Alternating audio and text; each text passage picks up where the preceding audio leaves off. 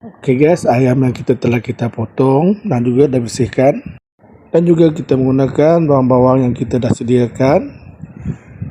Lepas itu saya menggunakan kuju ataupun bean curd. Saya menggunakan 1 sudu gula, seperti biasa garam Ajinomoto, serbuk perasa Maggi. Minyak, kita tuangkan dulu, kita menumis. Sudah panas guys, kita masuk ke semua bahan bawang kita ni,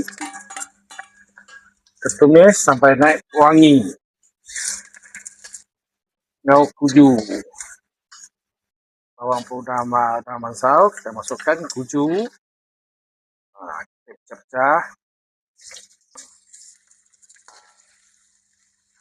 Alright, kita punya ayam dan juga isi babi tadi.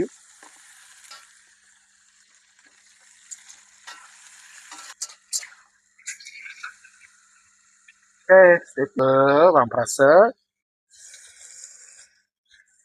juga garam Ajinomoto, perasa Maggi, kita kacau. Kita letak air ya guys.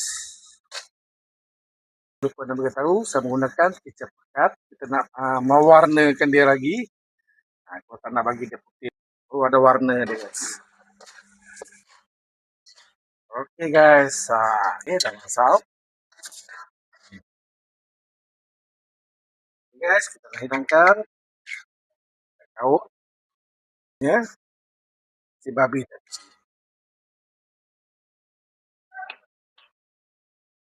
Oke guys, ini dia kita punya ayam campur babi masak kuju tahu.